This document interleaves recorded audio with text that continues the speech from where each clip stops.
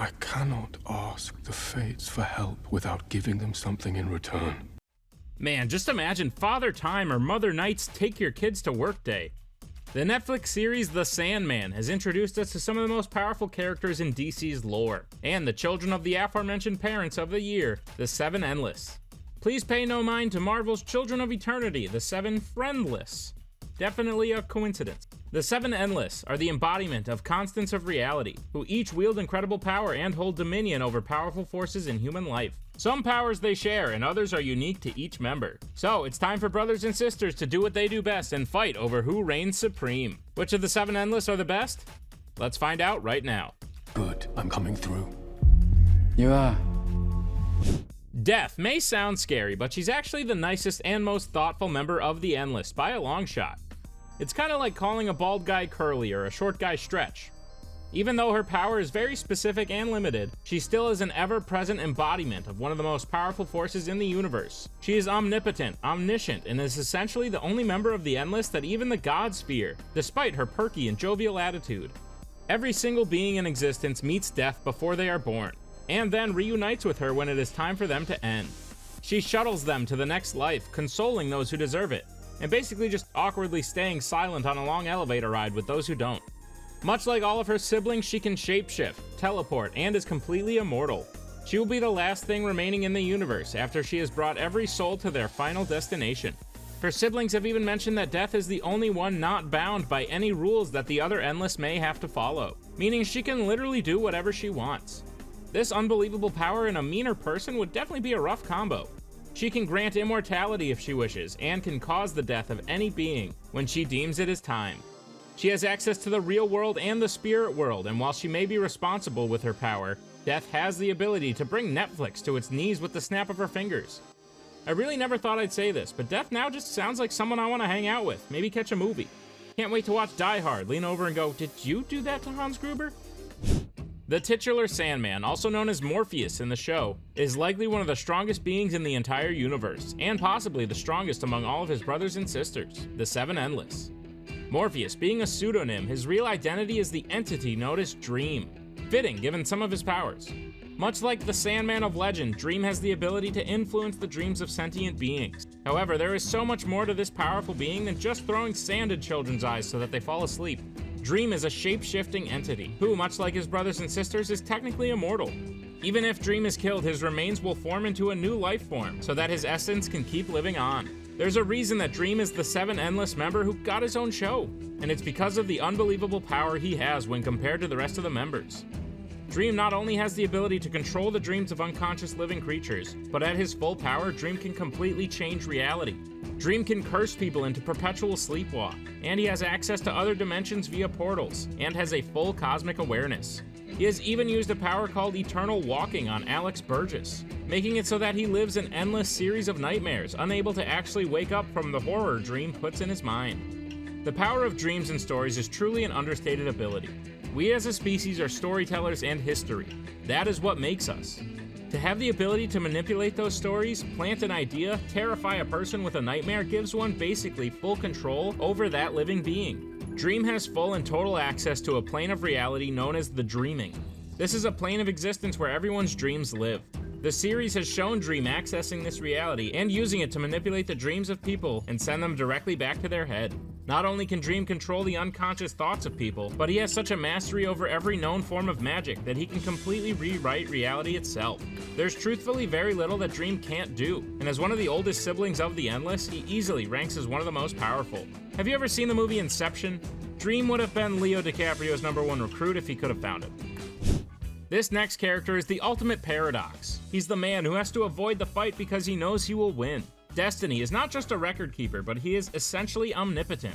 The living manifestation of time, Destiny is fully aware of everything that has and will happen.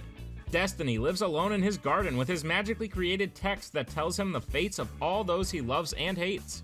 However, he is unable or unwilling to interfere and stop those fates. There are many times he points his siblings on a path that they seek, but ultimately he knows where their fate lies. Destiny will be the oldest living thing in existence, and the last to die, happily escorted out of this world by another sibling of his. However, unlike some other powerful characters who will be the last ones to exist, Destiny is already fully aware of it. Destiny, for obvious reasons, is believed to be the wisest member of the Endless, and is often the host of family reunions. He acts completely neutral, simply living out the manifestation of destiny. Oh, I just got it, that's why they call him that. Sometimes, and I do mean rarely, Destiny is called to act beyond the bounds of his normal duty, and in those times, Destiny is essential to the fate of the universe. Physically, Destiny is an old, hooded blind man who has completely memorized his book full of history. Much like the other members of the Endless, he is technically immortal and oftentimes even plays a part in the stories that unfold, which in essence is the paradox. He knows he must take part in some events in history, but his own free will would prove his vision incorrect should he choose to alter his actions from what the book already says. Overall, Destiny is a wise and helpful ally, who could honestly just help everyone skip straight to the punchline if he wanted. But where's the fun in that? Delirium is definitely the wild child of the bunch, especially since she changed her name from Delight to Delirium. Heck, the ancient Greeks even call her Mania. Delirium was created as the manifestation of joy and delight, and somewhere along the way in her billions of years of existence, she warped into the embodiment of sanity and madness. This was for reasons even unknown to her brother Destiny. She has a total mastery of the realm in which she resides, which has become an absolute chaotic mess of shapes and colors that would drive any normal extra-dimensional entity into madness. Delirium is the youngest of the Seven Endless, and likely a big concern for all of her older siblings. The problem is that in this good girl gone mad exists some of the most incredible power in the universe. She has manipulation over the mind and can cause anyone to devolve into madness. She can make a military leader fire on their own troops or cause a normal man to blow up a city block. On top of this, she also has extremely bizarre ways to alter reality. This reality altering is completely affected by her mood, which is on the whole unpredictable. This causes her to truthfully be one of the most dangerous of the Endless. There are times where her powers are hilarious, and others where they cause some of the greatest devastation ever seen, and it all depends on how she's feeling that day. Overall, Delirium is definitely the rebellious teen of the family who likely cracked under the pressure of her original responsibility. Now she's probably the reason for the crazy guy outside of Walmart trying to sell you a week-old fish for 10 cents. Can you imagine having a sibling named Destruction? Hi, we're the Johnsons. This is my wife Martha, our daughter Julie, and our son, Destruction. Destruction is the fourth eldest of the Endless. And you know what that means? Yup, he's the middle child. No wonder he's so wise and fair. Also known by the name of Alethros, Destruction is the personification of change, which is a lot nicer sounding than calling him Destruction. In order for newer buildings to be built, the old ones must first be destroyed. Destruction helps the natural cycle of change occur in the real world, which is an important and potentially deadly power. Though he wields it, however, Destruction is not how you would imagine. He loves to create art, and does not love the title of the personification of destruction. He likes to create just as much as he has to destroy. Truthfully, despite the harsh name, Destruction was one of the top 2 friendliest members of the Endless. Destruction also holds a unique distinction among his siblings, as he was the only one among them to completely abandon his realm and responsibilities. He saw the development of science in the minds of humans, and while he knew of its potential to create, he also saw the possibility for massive destruction on nuclear and catastrophic levels.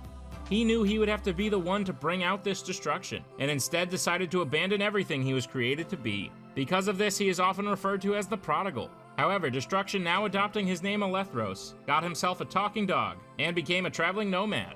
He wanders the world and left his realm out of depiction, even removing his sigil from the galleries. Destruction is one of the lesser-powered members of the Endless, but only because he chose to be, and in many ways, that's incredible power all itself.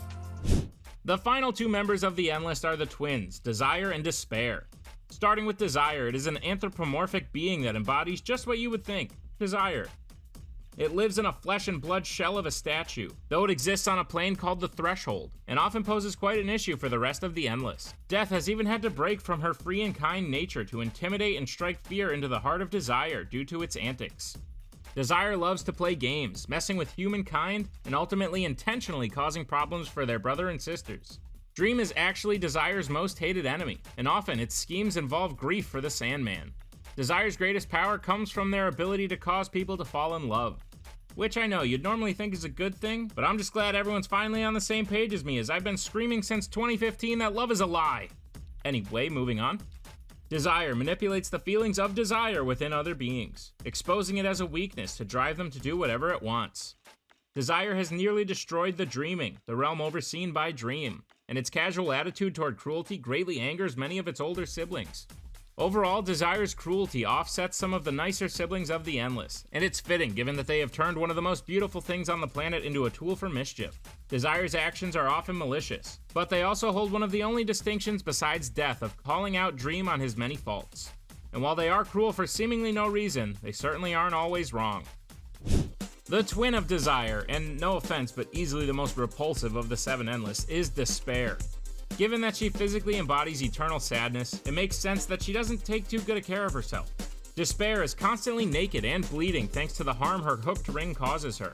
She is often covered in rats and grotesque creatures. She uses the ring to ensnare the souls of mortals, driving them into the dark depths of sadness with her. Desire was actually the first of the Endless to officially die, and have her responsibilities taken over by a replacement physical embodiment. Overall, her powers are dark, and she often teams with Desire for the malicious chaos inflicted on the human race, but her siblings can absolutely overpower her. She once even challenged Dream to a contest, trying to see which of them had more sway over the lives of humans. Dream was able to convince a businessman that he could one day be an emperor, and he was able to avoid the traps set by Desire and Despair because of this. Despair has likely ruined a lot of lives, but when it comes to the Endless, she's no match. Truthfully, either version of Despair is a sad and pitiful being, who either causes great sadness or just passively watches it occur. And while Despair is definitely an essential aspect of human life, this is one member of the Endless who you never want to get power hungry. Hey Mother Night, Father Time. Next time if you want your children to be happy, maybe you should start out by naming them something other than Despair. I'm no parent, but I would give that one a try. The Seven Endless may be some of the most powerful beings ever created by DC. But you had better believe siblings will always find a reason to fight. Which member of the Endless do you think is the strongest?